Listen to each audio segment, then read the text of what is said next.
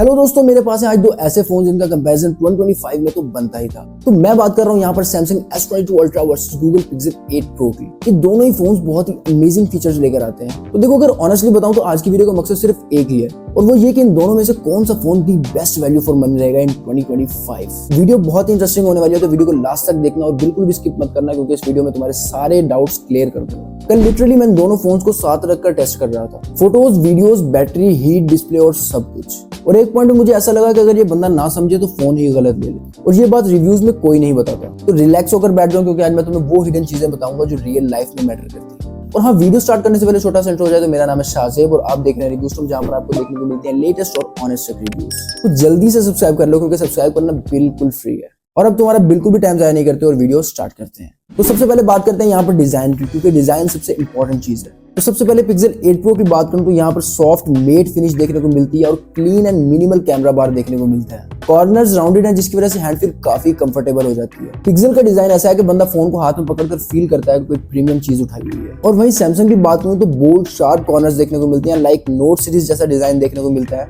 Larger footprint और premium metallic frame. हाँ, थोड़ा हैवी है लेकिन सीरियस फील देता है। और अगर पर्सनल एक्सपीरियंस बताऊं तो इस फोन की हैंड ग्रिप काफी जबरदस्त है। हाँ, एक प्रॉब्लम देखने को मिलती है यहाँ पर, अगर आप फोन को काफी देर तक होल्ड करते हो तो इसके कॉर्नर्स चुभने लग जाते हैं। और अगर रियल लाइफ एक्सपीरियंस बताऊं तो Pixel ज्यादा कंफर्टेबल है। Samsung लॉन्ग यूज में थोड़ा अनकंफर्टेबल फील होता है। और हाँ, एक और चीज, Pixel पॉकेट में इजीली आ जाता है, और वहीं Samsung बॉक्सी डिजाइन होने की वजह से थोड़ा मुश्किल हो जाता है। तो अगर मैं अपना पर्सनल एक्सपीरियंस बताऊं तो मुझे Pixel का डिजाइन यहाँ पर ज्यादा बेटर लगा। और अब बात करते हैं डिस्प्ले की। डिस्प्ले की बात करूं तो यहाँ पर दोनों ही फोन में काफी प्रीमियम क्वालिटी का डिस्प्ले लगाया गया है, लेकिन दोनों की फील काफी अलग है। तो सबसे पहले Pixel 8 Pro की बात करूं तो 6.7 इंचेस का एक LTPO OLED पैनल लगाया गया है, जो कि 120 हर्ट्ज रिफ्रेशर पर काम करता है। कलर्स नेचुरल रखता है और 2400 निट्स की पीक ब्राइटनेस देखने को मिलती है, जिसकी वजह से आउटडोर विजिबिलिटी काफी क्लियर हो जाती है। और वहीं दूसरी तरफ Samsung S22 Ultra की बात करूं तो 6.8 इंचेस का एक डायनामिक AMOLED 2X पैनल लगाया गया है, जो कि 120 हर्ट्ज रिफ्रेशर पर काम करता है। पीक ब्राइटनेस की बात करूं तो यहाँ पर 1750 निट्स की पीक ब्राइटनेस देखने को मिलती है। तो देखो, अगर इन दोनों फोन्स को कंपेयर किया जाए तो Pixel यहाँ पर क्लियरली विन करता है। लेकिन यहाँ पर एक चीज कह सकता हूँ, Pixel थोड़ा नेचुरल टोन रखता है और वहीं Samsung S22 Ultra थोड़ा बूस्टेड कलर दिखाता है। सबसे बड़ा फर्क जो हमें यहाँ पर देखने को मिलता है वो ये है कि Samsung S22 Ultra में हमें कर्व स्क्रीन देखने को मिलती है और वहीं Pixel 8 Pro में हमें फ्लैट स्क्रीन देखने को मिलती है। और अगर मैं कुछ सिंपल पॉइंट्स बताऊं तो Pixel is brighter, Samsung is more balanced, Pixel videos pop more and Samsung videos feel like cinema.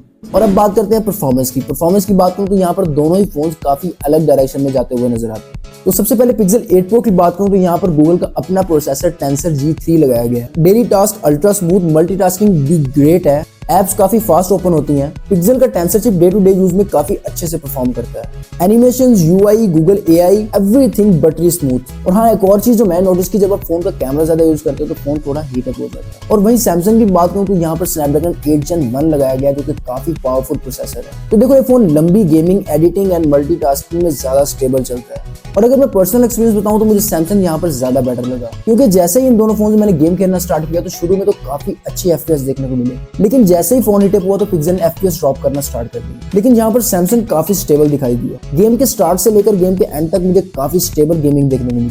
अब आते हैं उस पॉइंट पर जहाँ पर इन दोनों फोन्स का असली कैरेक्टर सामने आता है, और वो है इन दोनों फोन्स के कैमरास। और यहाँ पर मैं थोड़ा डीप जाऊंगा, क्योंकि यहाँ पर डिसीजंस बनते भी हैं और टूटते भी।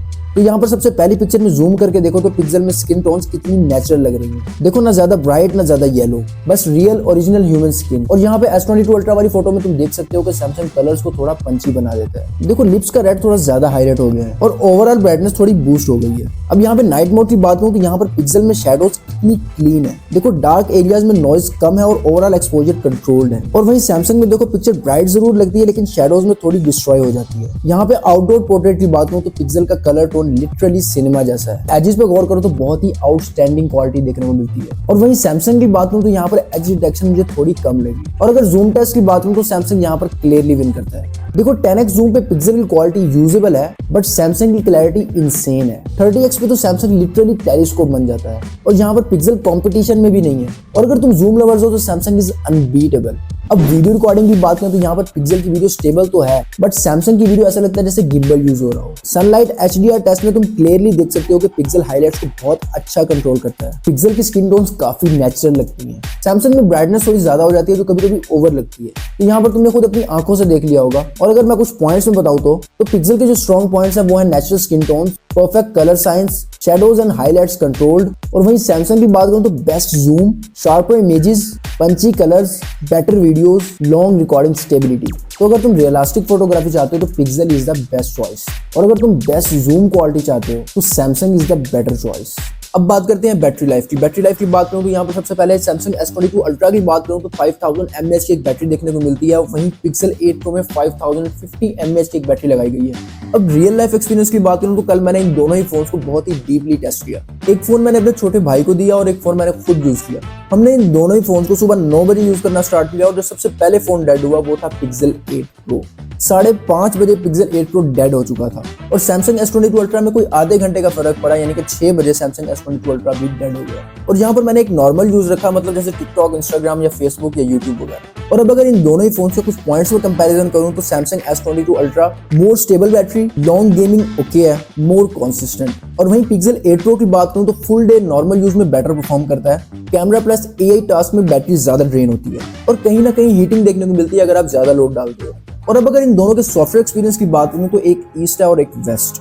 तो सबसे पहले सैमसंग S22 अल्ट्रा की बात करूं तो यहाँ पर सैमसंग का One UI लगाया गया है। और वहीं पिक्सल 8 प्रो की बात करूं तो यहाँ पर पिक्सल का स्टॉक एंड्रॉइड देखने को मिलता है। तो देखो, सैमसंग उन लोगों के लिए है जो फोन को अपनी मर्जी का बनाना चाहते हैं, मतलब full customization, tons of features, multi window heaven, Samsung DeX, slightly heavier but powerful. और वहीं पिक्सल 8 प्रो की बात करूं तो fast, clean, no bloatwares, best animations, best Google experience, updates fast. तो देखो, सॉफ्टवेयर एक्सपीरियंस इन दोनों ही फोन्स का अमेजिंग है। दोनों ही फोन्स अपनी अपनी जगह पे दी बेस्ट सॉफ्टवेयर एक्सपीरियंस लेकर आते हैं और यहाँ पर चॉइस सिर्फ और सिर्फ तुम्हारी है। तो देखो यार, ऑनेस्टली बताऊं तो सैमसंग मुझे यहाँ पर ज्यादा कॉन्सिस्टेंट परफॉर्म करता हुआ नजर आया। और वहीं पिक्सल 8 प्रो की बात करूं तो कभी कभी ये फोन बहुत ही टॉप क्लास परफॉर्म करता है और कभी कभी परफॉर्मेंस बिल्कुल ही डाउनग्रेड कर देता है, मतलब कॉन्सिस्टेंट परफॉर्म नहीं करता।